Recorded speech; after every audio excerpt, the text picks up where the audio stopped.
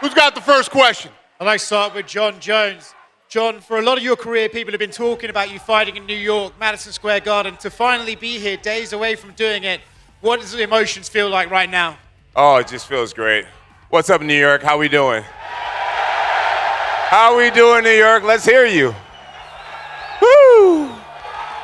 Oh, it feels great to be here. It's always been a dream of mine to fight at the Garden, and I'd be lying if I said this fight didn't just feel different. It's a very special thing. New York has some of the best fans in the world, and I'm glad to be able to give you guys what you want to see. Earlier this week, you made it pretty clear you were upset with Stipe Miocic calling you a bitch on the Countdown episode. Why exactly were you so upset by that? You know, I feel like Stipe has this. Everyone likes first responders. You know, and I actually respect men and women in the armed forces and law enforcement, things like that. And so I made it a point to try to be very respectful to him. And there's been two scenarios now. First scenario, he said, my kids will never look at me like I'm an asshole. That was a direct attack to me and my family and my relationship with my kids. Second attack was him calling me a bitch. And so the respect is a little bit out the window, and we'll see that on Saturday. Would you describe this fight as personal to you now? Excuse me? Would you describe this as personal to you now, this fight? It's very personal to me, yes.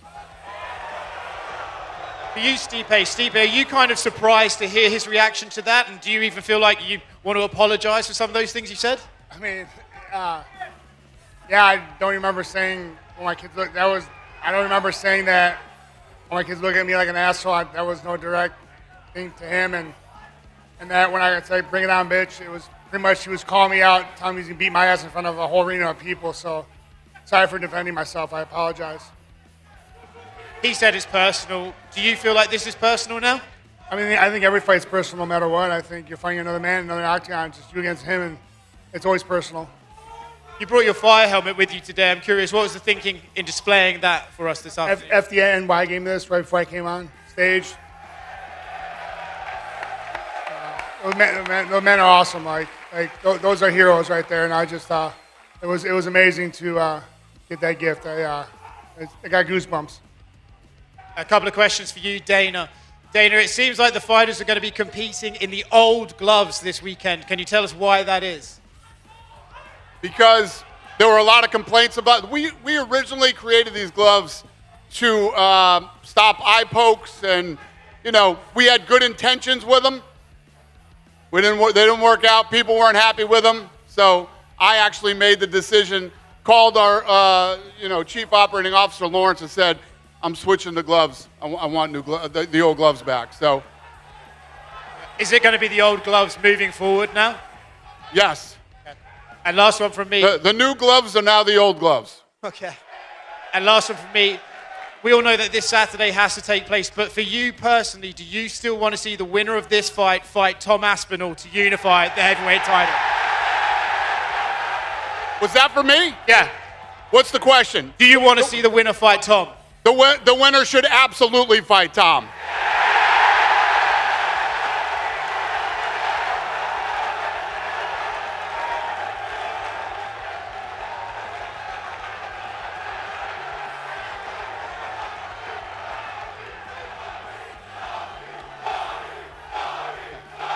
Who's got the next question? Knock it off. John Jones, right here.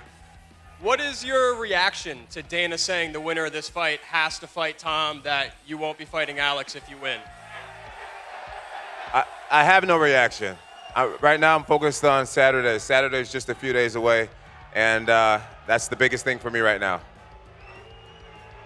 So absolutely no thoughts on Alex next or anything, just fully focused on Stipe? I did a really long press conference yesterday, and I feel like I really broke it down for everybody, exactly how I felt. So tonight, it's all about Stipe. Thank you. My question's for John Jones. John, you said Anderson Silva was your favorite fighter growing up. Now that you've grown up, you're the GOAT for a lot of people. How does it feel to reflect on how you thought when you were growing up compared to looking back on things now? It's been amazing, having guys like Anderson, Spider Silva to look up to. There's a lot of guys. There's Uriah Faber. I have a long list of guys that I've always admired. George St. Pierre. These guys were great examples to me in many different ways. You know, some for their fighting skills, some for the way they transcended the sport. And I'm grateful to be in this position now. I'm very aware that I've impacted many people's lives around the world. And it's just, it's a huge honor, and it's a true pleasure to be in this position. Truly blessed. And for Stipe Miocic, Stipe, I know you feel definitively you're going to win this fight. If that's what happens, do you feel an immediate rematch with Jon Jones is what would happen because he has never been beaten? I mean, yeah, but right now I'm worried about Saturday. So, yeah, once I get it done, yeah, we'll talk. Question for Stipe Miocic. In the long build-up to this fight, the man to your right has repeatedly campaigned for Jon Jones as the pound-for-pound greatest of all time. Has that affected your mindset during the build-up, and what are your honest thoughts on Dana singing your opponent's praises?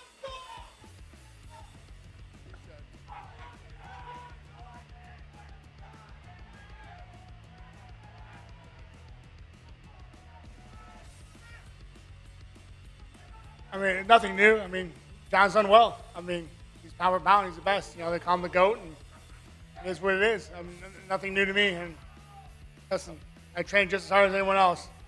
John, do you have any reactions to the praises that Dana's been saying for you back and forth during the build-up? I'm really grateful. I'm really grateful for the compliment. I've been here for a long time.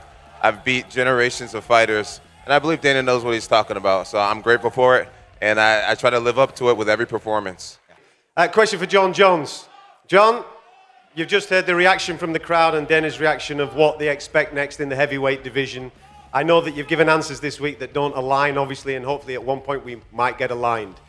If we don't get aligned, Saturday night realistically could be the last dance. So with that in question, and it is the last time that we see you inside the UFC octagon, how do you want these good people to remember your time in the UFC? That's a great question. Thanks for asking it. I want to be remembered as a guy who came, saw, and conquered. Simple as that. Another one for Jon Jones. John, DC recently came out and said you and him will most likely never be on good terms. Since he may be calling your last fight, do you ever want to bury the hatchet with DC? Yeah, I love to bury the hatchet with DC. You know, literally every time I see him, I try to give him a smile. I try to give him a handshake. And I don't think I just recently found out he doesn't like that very much. So I think I'll just give him a little friendly wave from a distance from now on. That's all over for me a long time ago. I'm sure there's a lot of guys, a lot of former opponents that really don't like me, and that's a part of doing what I do. And last one for Dana, just to clarify your opinion on this for the fans at Madison Square Garden. Who is the pound-for-pound #1 in the UFC, and who is the greatest of all time? Listen, it is my belief that as long as this guy is active, he's the best. He's the pound-for-pound best in the world, and he's the greatest of all time. Thank you.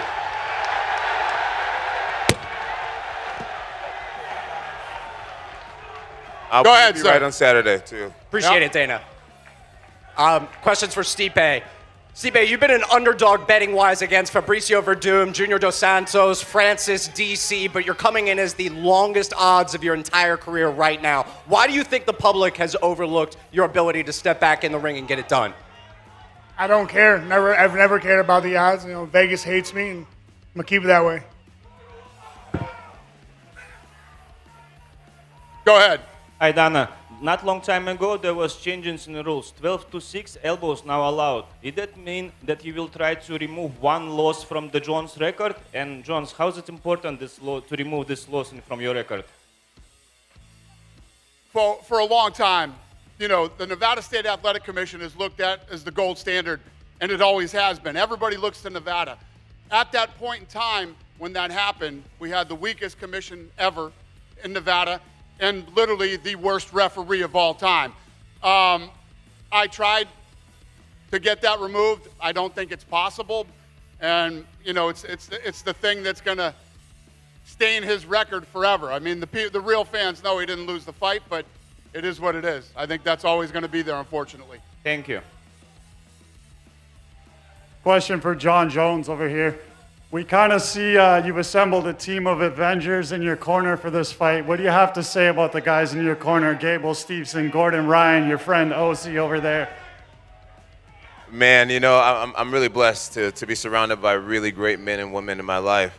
You know, not only Gable and not only Gordon and all these guys, but I mean, shout out to both of those guys, by the way, two of America's finest athletes. But I mean, I got guys who's been with me for years who's helped me get to this point. You know, Coach Greg Jackson, Brandon Gibson, Professor Alan Carr, Paige, and Coach Aaron, Coach Alex. I got a really solid squad of guys, and our team was pretty damn close to perfect before adding these two great additions. And now a perfect team just became that much better. I'm definitely prepared to have a great ground fight this Saturday night for sure. Where would a win over Stipe rank amongst those wins? You're saying what is a win over Stipe? Where does that rank? Hey, where do you rank it in the list of wins that you've had over? Hey, before I answer this question, I have a very special young man here tonight. My man Kier, I met earlier today. He was diagnosed with cancer recently, and Dana, I'm wondering if you can get him tickets to my fight. That's awesome, guys. Kier is over here in the red. He's such a sweetheart, such a sweet young man. I don't know if you guys can see him, but he has the biggest and most beautiful smile, and I am so blessed to have met him. And I promise to give you a great show on Saturday night, young man. And Dana just said you got tickets, so you're going to be all right. Hopefully they give you, are you going to give him a decent seat? Or you're going to get a good seat too. Uncle Dana, he knows how to take care of his guests. So, welcome to the UFC, Kier. And as far as beating Stipe, where would that rank? You know, I've defeated a lot of amazing athletes, and Stipe is an amazing athlete. You know, even though I don't quite like him as of right now, which it's fighting. Who cares if I like him or not? I have to respect what he's done in the UFC. I've seen this man use that right hand to get some really great guys. So I got nothing but respect for the dude at the end of the day, and that's what's going to make it such a great fight. I know he has a great team and a great family. I have a great team and a great family, and that's what MMA is all about. Martial arts is all about two greats getting together and seeing who's the better fighter.